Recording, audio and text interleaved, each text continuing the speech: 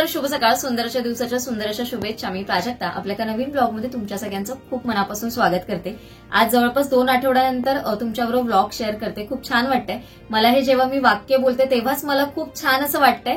म्हणजे खूप मोठी स्माईल आली आहे माझ्या चेहऱ्यावर. नाहीतर एवढे दिवस खूप थोडंसं म्हणजे थकल्यासारखं वाटत होतं आणि तेवढी एनर्जी पण अशी वाटत नव्हती की मी ब्लॉग शूट करावा. म्हणजे ब्लॉगसाठीच नाही, कुठलंच काम करू नये असं वाटत होतं. थोडंसं कंटाळवा आणि थोडेसे दिवस होते. मी म्हटलं थोडासा आपण ब्रेक घेऊ आणि त्याच्यामुळे मग एवढे दिवस तुमच्याबरोबर ब्लॉग्स आले नाही. आता पुन्हा बॅक टू रुटीन कामांना सुरुवात झाली आणि जसं जसं ऋतू चेंज होत जातात, म्हणजे जसं पावसाळा गेला, हिवाळा आला, तर उन्हाळा येतोय, तो उन्हाळ्याची थोडीफार तयारी आणि त्याचबरोबर जे काही चेंजेस होतात आपल्या शरीरामध्ये त्याच्यानुसार माझ्या म्हणजे जसे काही होतात त्याच्यानुसार माझ्या आहारात काही मी वेगळे चेंजेस करते किंवा काही गोष्टी केल्या पाहिजे.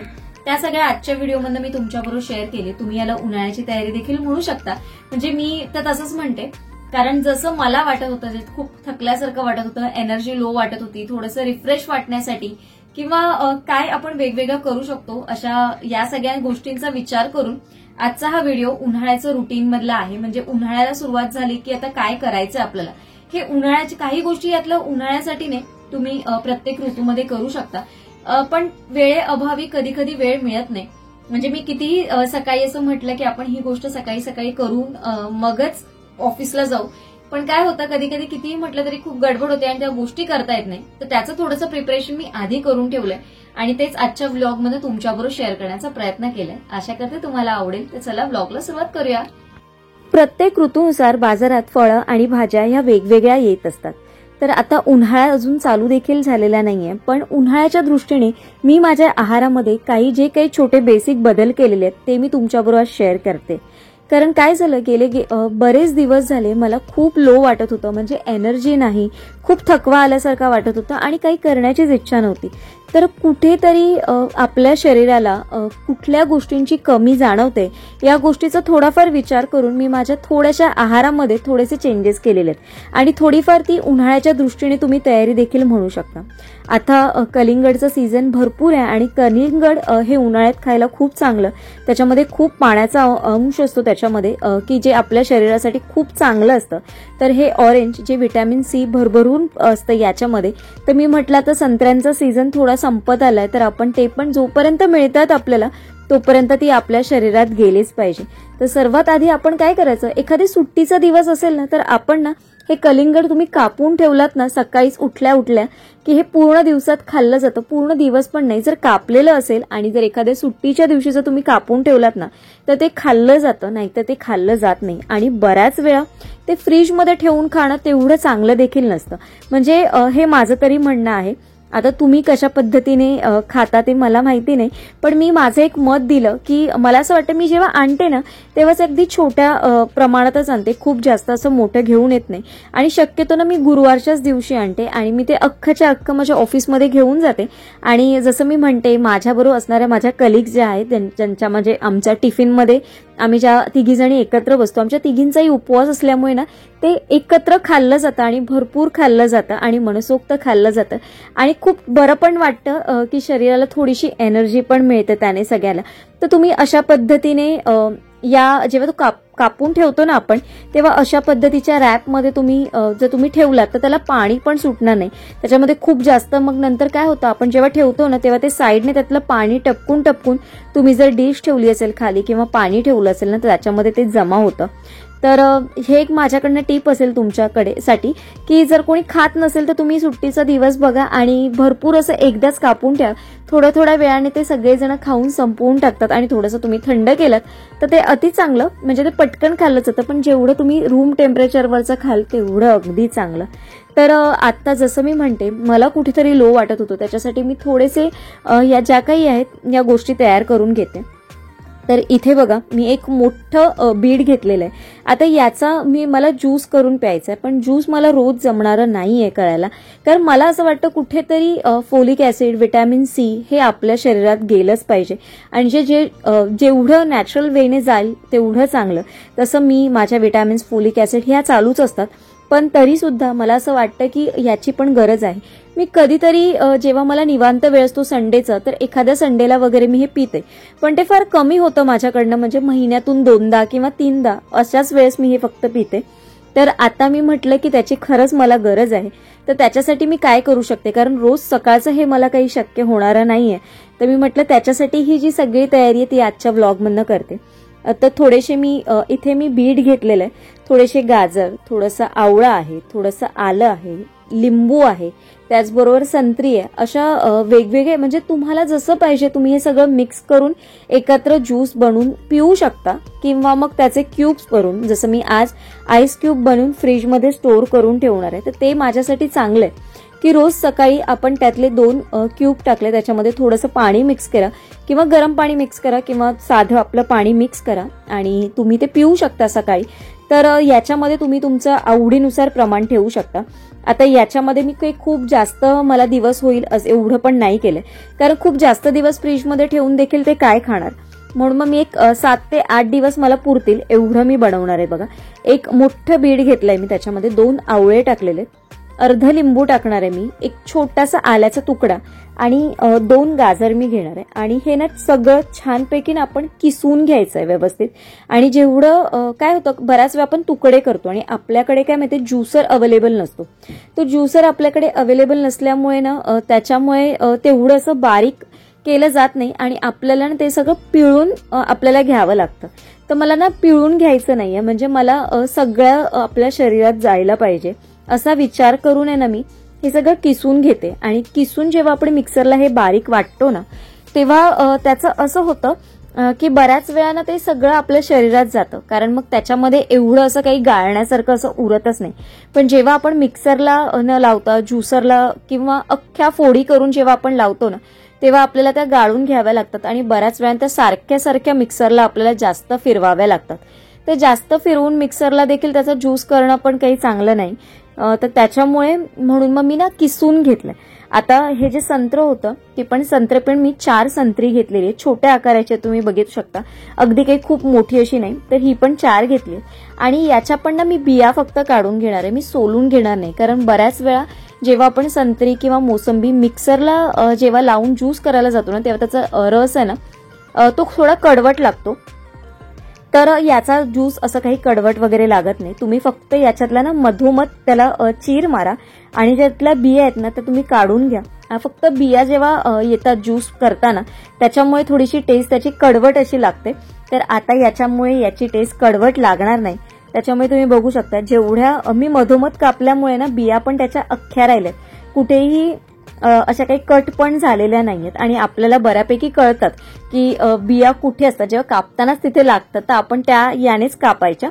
आणि याच्यामध्ये जो ऑरेंज ज्यूस करणार आहे त्याच्यामध्ये फक्त ऑरेंज असणार आहे, गाजर असणार आहे, थोडंसं आलं असणार आहे आणि थोडंसं लिंबू आहे.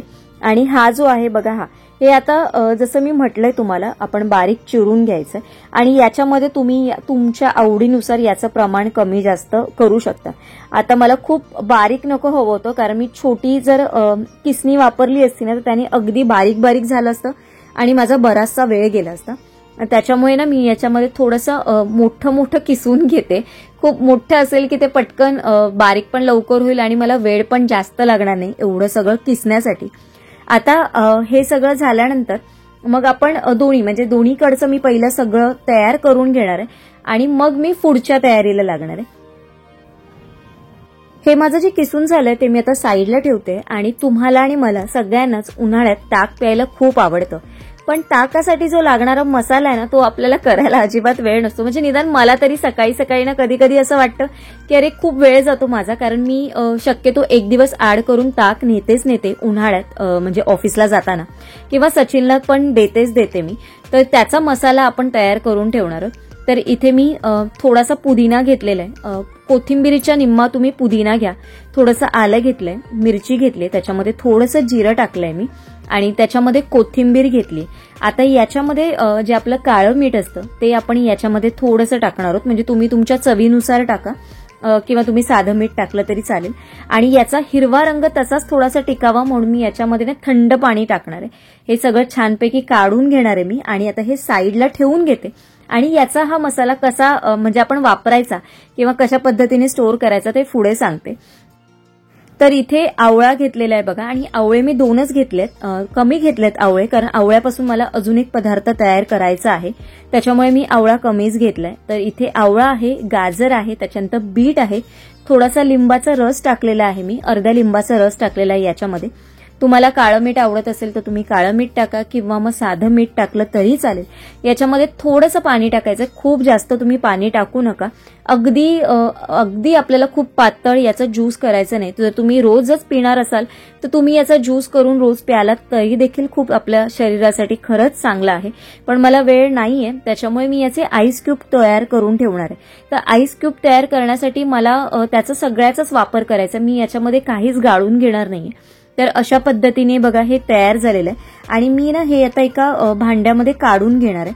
आणि या दोन्ही जे आपण केलेला आहे, म्हणजे हा एक आहे, आणि जो आता आपण दुसरी तयारी जो करून घेतलेला तो पण मी याच्यातच मिक्सरला लावून घेते. बघा गाजर घेतलेलं आहे, ही आपली जी संत्री होती सोललेली ती 4 संत्री घेतलेली आहे. याच्यामध्ये पण मी थोडासा अर्धा लिंबाचा रस टाकणार आहे, त्याचबरोबर थोडंसं आलं टाकणार आहे, थोडंसं मीठ टाकायचंय, आणि थोडंसं तुम्हाला मिरी पाहिजे असेल तर थोडंसं ब्लॅक पेपर, थोडंसं टेस्ट खूप छान येते. जर तुम्ही याच्यामध्ये हळद टाकली ना, ओली हळद, तर याचा खरंच खूप चांगलं आपल्या शरीरासाठी फायदा देणारं हे ज्यूस आपल्यासाठी ठरू शकतं. तर ते पण टाकणार होती, पण ते मला मिळालं नाही मार्केटमध्ये कुठे जवळपास, आणि मी खूप जास्त आतमध्ये गेली नव्हती मार्केटमध्ये शोधायला, त्याच्यामुळे मग मी काही घेतलं नाही. आणि हे सगळं परत आपण मिक्सरला बारीक वाटून घेणार आहोत. हा जो ज्यूस आपण करणार आहोत तो मात्र मी गाळून घेणार आहे. जसा आपण बीटचा तसाच ठेवला तसा मात्र हा ठेवणार नाही, हा मी गाळून घेणार आहे. आणि याचा ज्यूस मी तयार करून ठेवणार आहे, आणि तो मला 1-2 दिवस आम्हाला दोघांना होईल. थोडा थोडा म्हणजे एक छोटा छोटा ग्लास जे आपण शॉट म्हणतो ना, तसं एक छानपैकी आम्हाला हे दोघांना होईल. तर आता ह्याच्यामध्ये थोडंसं मीठ टाकलेलं आहे मी, आणि थोडंसं मध टाकते किंचितचं, कारण कधी कधी असं थोडेसे संत्री आंबट असतील असं वाटलं असेल तर, किंवा तुमची टेस्ट बॅलन्स करण्यासाठी थोडंसं मीठ तुम्ही टाकलं तर, मीठ आणि थोडंसं जर तुम्हाला साखर आवडत असेल तुम्ही साखर टाका, गूळ पाहिजे असेल तर गूळ टाका. पण मी मध टाकलं, याने टेस्ट अगदी बॅलन्स अशी होते. आणि मग तुम्ही हे छानपैकी काचेच्या बरणीत भरून तुम्ही स्टोअर करून ठेवू शकता. आता इथे बघू शकता, ही जी माझ्याकडे बरणी होती याच्यामध्ये मी भरून ठेवते, आणि पूर्ण बरणी भरलेली. तर हे आरामात आम्हाला दोघांना 2 दिवस तरी होऊन जाईल. तर हे भरून ठेवते मी. आणि याच्यानंतर जे आपण दोन्ही तयार करून ठेवलेलं, जे छास मसाल्यासाठी जे आपण ग्रेव्ही लिक्विड तयार करून ठेवलेलं ते, आणि जे हे बीट, या दोघांचे ना मी आईस क्यूब तयार करून ठेवायचे आहेत आपल्याला. तर त्याच्यामुळे हे जो आईस ट्रे असतो त्याच्यामध्ये मी ऍड करणार आहे. कारण कसं होतं, बऱ्याच वेळा सकाळी जेव्हा आपण ताक बनवायला जातो ना, तेव्हा त्याच्या ताकामध्ये सगळं टाकायचं, म्हणजे सगळं करून थोडंसं जिरा पावडर टाका, मग मीठ टाका, मग त्याच्यानंतर मग थोडंसं कोथिंबीर कापून टाका, असं सगळं आपल्याला वेगवेगळं टाकावं लागतं. तर असा जो क्यूब असेल तर तुम्ही जर तुम्हाला आता मोठं अर्धा लिटरचं तर तुम्ही घेत असाल तर याचे 2 किंवा 3 क्यूब तुम्ही टाकले तरी भरपूर होऊन जातात. तुम्हाला अगदी छोटंसं संध्याकाळसाठी किंवा दुपारी अर्धा पेला प्यायचं असेल तर तुम्ही 1 क्यूब आणि थोडंसं ताक जरी याच्यामध्ये टाकलं तर ते पटकन झटपट तयार होणार असतं. तुम्हाला त्याच्यामध्ये एक्स्ट्रा वेगळं काहीच मसाला, मीठ किंवा कोथिंबीर वगैरे कापून टाकायची काहीच गरज नसते. तर हे सकाळचा वेळ वाचावा म्हणूनही माझ्यासाठी म्हणजे मी केलेली उन्हाळ्याची थोडीफार तयारी आहे. आणि याचे पण हे सगळे आईस क्यूब आपण तयार करून ठेवायचे. हे आईस क्यूब तयार करून फ्रीजमध्ये ठेवले की ते 8 दिवस तर आरामात राहतील आणि 8 दिवस मला पुरतील. आणि जेव्हा मला पाहिजे असतील म्हणजे रोज सकाळी मला हे प्यायचं आहे तर रोज सकाळी मी 2 क्यूब टाकेन आणि त्याच्यामध्ये थोडंसं एक छोटा ग्लास पाणी ओतेन आणि ते छानपैकी पिऊन जाईल. म्हणजे ते माझ्या शरीरासाठी खूप फायद्यासाठी आहे. जो मला थकवा, वीकनेस असं जे काही मला वाटत होतं त्याच्यासाठी ह्या गोष्टी मी चालू केलेल्या आहेत. मी माझ्या शरीराचे जसे चेंजेस होत जातात ना त्याप्रमाणे माझ्या आहारामध्ये मी नेहमी बदल हे काही ना काहीतरी करतच असते आणि त्या सगळ्या गोष्टी मी तुमच्याबरोबर शेअर करण्याचा प्रयत्न केलेला आहे. आता याचबरोबर ना म्हटलं थोडीशी आपण उन्हाळ्याची पण तयारी करूनच घेऊ कारण ह्या सगळ्या गोष्टी तर उन्हाळ्यात माझ्या आल्याच आहेत. त्याचबरोबर अजून थोडीशी तयारी करते कारण मला मागे पण एक खूप प्रश्न आलेला की ताई मटार तू कसे स्टोअर करतेस किंवा ते वर्षभर ठेवायचे असतील तर कसे करतेस. तर मी त्याच्यासाठी काही बेसिक गोष्टी करते त्या मी आजच्या ब्लॉगमधून तुमच्याबरोबर शेअर करणार आहे. इथे आता आपण काय करायचंय मी ना आवळा घेतलाय आणि आवळे ना हे अर्धा किलो आवळे आहेत आणि अर्धा किलो मधले मी 2 आवळे फक्त मी ज्यूसमध्ये वापरले, बाकी हे सगळे अर्धा किलो पूर्ण मी घेतलेले आहेत. आणि ना हे वाफवून घ्यायचे आहेत. वाफवून याच्यासाठी की आपल्याला याची पेस्ट तयार करून घ्यायची. त्याच्यासाठी याचा जो काळा तिकडे एक छोटासा ना देठाला एक काळ्या कलरचा डॉट असतो, तो डॉट तुम्ही काढून घ्या आणि मग आपण तुम्ही ना ते बॉईल करायला ठेवा. म्हणजे तुम्ही स्टीम करायचे, खूप अगदी त्याला प्रेशर कुक करू नका, कारण प्रेशर कुक केले तर खूप जास्त ते उकडून त्याचं सगळं सत्व निघून जातं. त्याच्यामुळे थोडंसं एक 7 ते 8 मिनिटासाठी हे स्टीम करून घ्या. 7 ते 8 मिनिटं तुम्ही जेव्हा स्टीम कराल ना तर ते आपोआप फुटले जातात.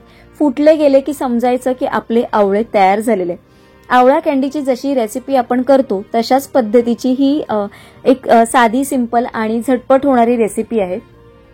जो आवळा असा खाल्ला जात नाही, तर अशा पद्धतीने आपल्या शरीरात जावा म्हणून थोडासा मी हा म्हणजे काय बोलतात थोडासा विचार करून ही गोष्ट केलेली आहे. तर इथे बघू शकता आवळे आपले छानपैकी म्हणजे बॉईल झालेले आहेत. आता ना मी हे थंड करायला ठेवून देणार आहे आणि थंड करायला एका साईडला ठेवले की माझी एका साईडला दुसरी तयारी करून घेणार आहे. तर मी काय केले, मार्केटमधनं ना मटार घेऊन आलेली, 2 किलो मटार मी आणलेले आणि 2 किलो मधले मी 1 किलो मटार हे तसेच ठेवले आणि 1 किलो मटारना मी फ्रोझन मटार म्हणजे जे जास्त दिवसासाठी मला ठेवता येईल ना त्यासाठी मी ठेवते. तर इथे मी याच भांड्यामध्ये पाणी गरम करत ठेवलंय. त्याच्यामध्ये मी थोडंसं अर्धा चमचा साखर टाकले, अर्धा चमचा मीठ टाकले आणि पाणी छानपैकी बॉईल करून घ्यायचं. आणि याच्यामध्ये आपल्याला जे आपल्याकडे मटार आहेत सोललेले ते आपल्याला याच्यामध्ये टाकून एक 5 मिनिटं उकळून घ्यायचं आणि त्याच्यातच ते खूप चांगले असे शिजले जातात. आपल्याला परत जेव्हा आपल्याला काही करायचं असतं म्हणजे जेव्हा आपल्याला उपम्यामध्ये टाकायचे असतात किंवा जसं कांद्या पोह्यामध्ये टाकायचे वाटले किंवा तुम्ही काही कुठलाही स्नॅक्स प्रकारचं करत असेल आणि त्यांच्यामध्ये तुम्हाला जर वापरायचे असतील ना तर ते तुम्ही इझिली वापरू शकता. इथे हा जो मॅट आहे तो मी बाजूलाच ठेवलाय, कारण मी नंतर त्याच्यावरतीच ते सुकट ठेवणार आहे. कारण ते जेवढं तुम्ही हे शिजवताय किंवा जेवढ्या या सगळ्या गोष्टी करतात ना तेवढे ते सुकवून परत फ्रीजमध्ये ठेवणं पण गरजेचं आहे. तर आता इथे बघू शकता मटार मी या पाण्यामध्ये टाकलेत आणि मोजून 5 ते 7 मिनिटं मी याच्यामध्ये ठेवणार आहे. आणि नंतर आपल्याला मी बाजूलाच एक थंड पाण्याचं भांडं घेतलेलं आहे आणि हे झाले की हे गाळून तुम्हाला या थंड पाण्यात परत काढून घ्यायचं आहे. त्याने त्याचा जो हिरवा रंग आहे तो चांगला असा तसाच टिकून राहतो आणि खूप जास्त ते शिजले जात नाही. कारण ते खूप जास्त शिजले गेले ना की मग त्याच्यावर एक सुरकुत्या जशा पडतात ना तसा तो आपला मटार असा होतो. जेव्हा तुम्हाला खूप जास्त दिवस म्हणजे 3 महिन्यापेक्षा जास्त दिवस तुम्हाला मटार स्टोअर करायचे असतील ना तेव्हा तुम्ही अशा पद्धतीने स्टोअर करा. कारण खूप जेव्हा तुम्ही असेच हे मटार वर्षभर स्टोअर करायला जातात ना तेव्हा ते मटार जेव्हा तुम्ही फ्रीजमधनं काढतात ना ते आपोआपच खूप मऊ पडले जातात आणि मग ते खायला असे खूप असे मटारसारखे लागत नाही. त्याच्यामध्ये खूप असं पाणी असं लागतं. तर अशा पद्धतीने जेव्हा तुम्हाला जास्त दिवस स्टोअर करायचे असतात ना तेव्हा तुम्ही अशा पद्धतीने करा. तर इथे माझे मटार झालेले आहेत आणि इथे मी पाणी चेंज करून घेतलंय आणि या पाण्यामध्ये परत मी अर्धा चमचा साखर आणि अर्धा चमचा मीठ टाकलेलं आहे. आणि पाणी गरम होतंय तोपर्यंत आपण हे जे मटार आहेत ना ते या इथे शीटवर मी टाकून घेते आणि याच्यातलं थोडंसं पाणी जेव्हा नितळेल पूर्ण याच्यातलं सगळं पाणी निथळून जाईल तेव्हा मग मी हे फॅन खाली एका कपड्यावर टाकून ते सुकवून घेणार आहे. म्हणजे त्याच्यामध्ये कुठेही पाणी राहणार नाही आणि ते पटकन छान असे सुकले जातील. म्हणजे जेवढे जास्त सुकले जातील ना तेवढे ते जास्त फ्रीजमध्ये टिकतील. नाही तर ते फ्रीजरमध्ये ठेवून पण ते खराब होतात कारण त्याच्यामध्ये ओलावा राहिला तर अशा पद्धतीने आपण हे काढून बघा इथे व्यवस्थित सगळीकडनं ठेवून घेतले आणि जेवढे तुम्ही पातळ लावाल तेवढे पटकन पटापट ते सुकले जातात. म्हणजे खूप जास्त वेळ लागत नाही. आपल्याला असं वाटतं फक्त सोलायचंच काम हे थोडंसं असतं, पण जेवढं तुम्ही रोज आणून जर थोड्या दिवसांनी 2-2, 3-3 दिवसांनी थोडं आणून केलं ना तर काम इझी होणार असतं.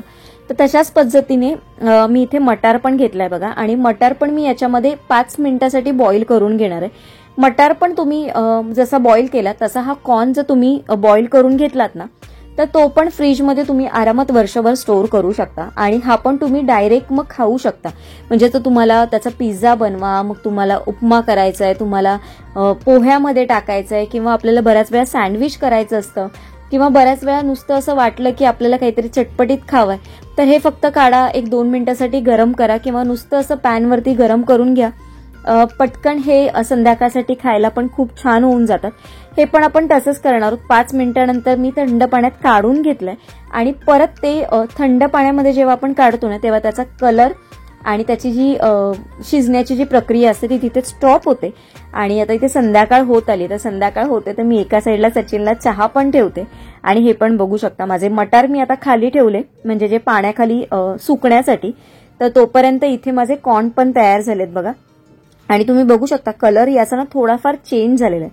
जसं आपण बॉईल केल्यावर जसाच कलर होतो ना तसाच याचा कलर तुम्हाला इथे दिसेल. आणि हे पण तुम्हाला जसे पाहिजे तसे, म्हणजे 6 महिने 7 महिने 10 महिने तुम्हाला पाहिजे तेवढंच तुम्ही छानपैकी हे फ्रीजमध्ये स्टोअर करून ठेवू शकता. इथे बघता बघता आपले जे आपण आवळा घेतलेले ते पण छानपैकी आता थंड झालेले आहेत, जे आपण थंड करायला ठेवलेले. आता आपण ना याची मिक्सरमध्ये एक बारीक पेस्ट वाटून घ्यायची. बारीक पेस्ट तुम्हाला नसेल करायची तर तुम्ही अशाच या आवळा कांडी गुळाच्या पाकामध्ये छानपैकी रोस्ट करून त्या तुम्ही ड्राय करून सुकवून पण ठेवू शकता. किंवा जर तुम्हाला नसेल तसं करायचं, त्याच्यासाठी खूप वेळ पण जातो आणि आपल्याला त्या ड्राय होईपर्यंत थांबावं देखील लागतं. आपण तेवढे दिवस खाऊ पण नाही शकत. तर मला तसं नव्हतं करायचं, मला त्या पटकन खायच्या होत्या. या आवळ्या कॅन्डी पण म्हणू शकता तुम्ही. तर म्हणून मग मी म्हटलं की आपण अशा पद्धतीने करू. तर याची छानपैकी पेस्ट करून घेतली आहे मी. आणि या बघा या अशा पद्धतीच्या झिपलॉक मी वापरते जेव्हा काही असं जास्त दिवसासाठी स्टोअर करायचं असतं तेव्हा. नाहीतर ज्या कच्चे जे मटार आणते ते तुम्हाला माहिती आहे मी छोट्या छोट्या पाऊचमध्ये भरून ठेवते, म्हणजे ते मला रोज थोडे थोडे काढायला मिळतात. आणि हे मोठे कसं आहे कारण का हे काही मी आत्ता लगेच वापरायला काढणार नाही, म्हणजे निदान मे महिन्यापर्यंत तरी मी काही हे काढणार नाहीये वापरायला. म्हणून मी हे मोठ्या पिशवीमध्ये असे स्टोअर करून ठेवते.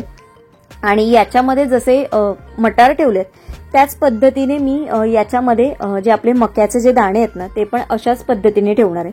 याच्यावरती तुम्ही मार्करने लेबलिंग पण करू शकता की कुठल्या तारखेला याच्यामध्ये तुम्ही ते स्टोअर केलेले आहेत, म्हणजे ते पण आपल्याला लक्षात राहतं, कारण बऱ्याच महिन्यानंतर आपल्याला ते लक्षात राहत नाही. तर इथे हा जो पण अर्धा किलो आवळा घेतलेला, तर याचा मी असं नॉनस्टिकच्या पॅनमध्ये तो ठेवलाय, म्हणजे तो खाली चिटकणार नाही. आता याच्यामध्ये अर्धा किलोमध्ये मी जवळपास 200 ग्राम गूळ घेतलेला आहे, कारण मला खूप जास्त गोड नकोय. फक्त एक कधी कधी आवळ्याचा थोडासा तुरटपणा असतो, तो थोडासा बॅलन्स होण्यासाठी मी याच्यामध्ये 200 ग्राम गूळ टाकलेला आहे. आणि सगळा गूळ याच्यामध्ये आपल्याला वितळवून घ्यायचा आहे.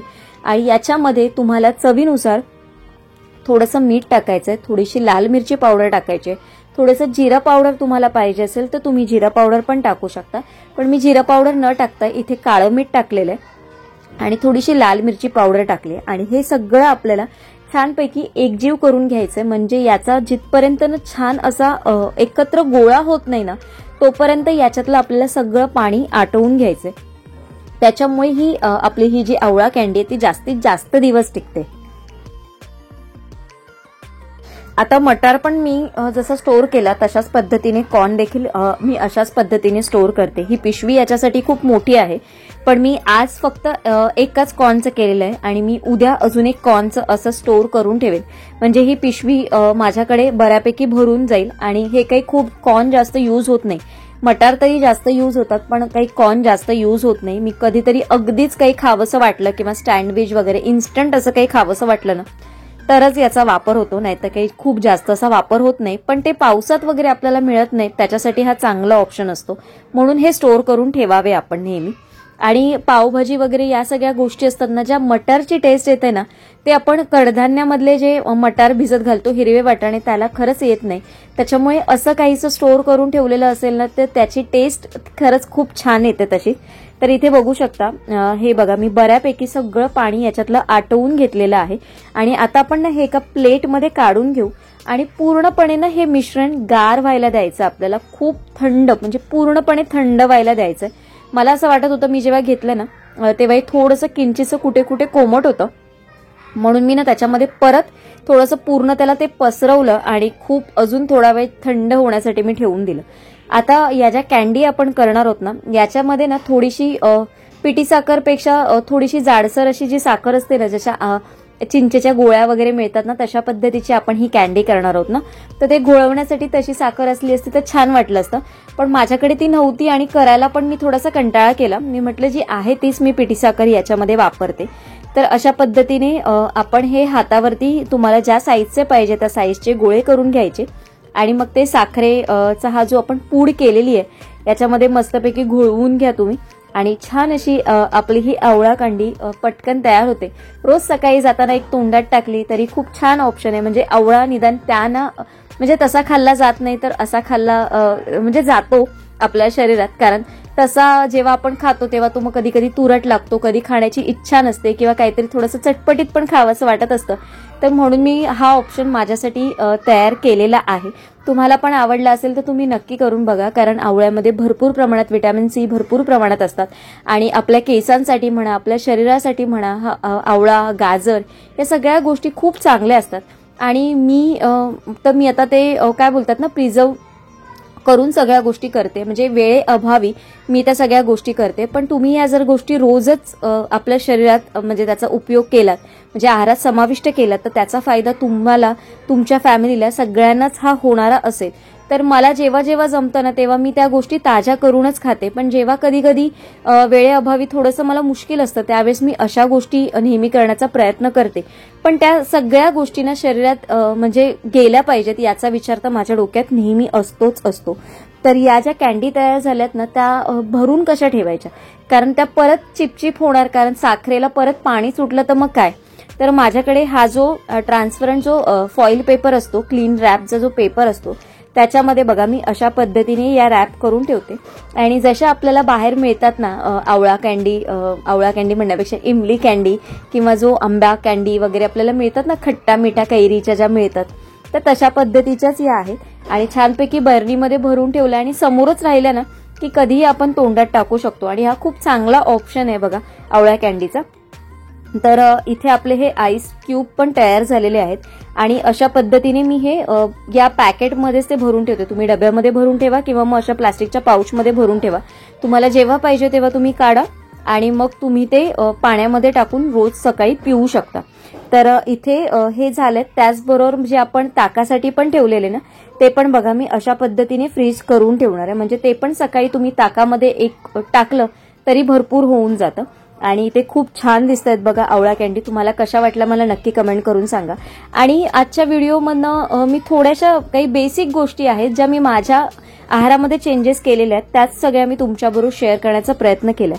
मला असं वाटतंय व्हिडिओ खूप मोठा झालाय, पण माझ्याकडनं मी डिटेलमधनं तुमच्याबरोबर बऱ्याचशा गोष्टी शेअर करण्याचा नेहमी प्रयत्न करते. तर त्याच प्रयत्नात मी या सगळ्या गोष्टी तुमच्याबरोबर शेअर केलेल्या आहेत. आशा करते तुम्हाला पण या सगळ्या गोष्टी आवडतील आणि तुमच्याकडे काही सजेशन्स असतील तर मला नक्की सांगा. आणि खूप छान अशी ही बरणी दिसते. जेव्हा मी ही बघितली ना तेव्हाच माझ्या तोंडाला एवढं पाणी सुटलेलं आणि बघूनच मला असं वाटत होतं मी कधी एकदा खाते. तर आजच्या व्लॉगमधनं मी तुम्हाला थोड्याशा उन्हाळ्याच्या प्रिपरेशनच्या काही गोष्टी शेअर केल्या. येणाऱ्या व्लॉगमधनं मी तुम्हाला लहान मुलांसाठी उन्हाळ्याचं आपण काय खाऊ घरच्या घरी बनवून ठेवू शकतो. कारण काय होतं आता सुट्ट्या जसं चालू होतील ना तर काही सीबीएसई बोर्ड असतात, एसएससी बोर्ड असतात, म्हणजे प्रत्येक बोर्ड प्रमाणे मुलांचे वेकेशन चालू होतात. तर त्याच्यानुसार आपल्याला पण त्याच्यासाठी प्रिपेअर राहणं खूप गरजेचं आहे की आपण काय घरच्या घरी छोट्याशा स्नॅक्स आयटम मध्ये घरच्या घरी बनवू शकतो. म्हणजे मुलंच नाही, घरातला प्रत्येक फॅमिली मेंबरसाठी हेल्दी असं काही बनवू शकतो. कारण जसं मैदा, मी बऱ्याच वेळा तुम्हाला सांगते मी मैदा स्किप करण्याचा प्रयत्न करते. तर त्याच गोष्टी येणाऱ्या पुढच्या ब्लॉगमध्ये मी तुमच्याबरोबर शेअर करण्याचा प्रयत्न केलाय आणि त्याचंच माझं काम पण चालू आहे. थोडंसं एडिटिंग वगैरे चालू आहे त्या गोष्टीवर. तर ते पुढच्या ब्लॉगमध्ये तुमच्याबरोबर शेअर करेन. तर येणारे प्रत्येक व्हिडिओ बघा. आजचा व्हिडिओ कसा वाटला मला नक्की सांगा. तुमच्याकडनं माझ्यासाठी काही सजेशन्स असेल ते देखील मला नक्की कमेंट करून सांगा. आणि एवढ्या दिवसानंतर आपण भेटतोय तर तुम्हाला कसं वाटतंय, तुम्ही मला मिस केलं की नाही ते देखील नक्की कमेंट करून सांगा. चला उद्या एका छानशा ब्लॉगमध्ये भेटेन. तोपर्यंत सगळ्यांना Shri Swami Samarth. Bye bye and take care.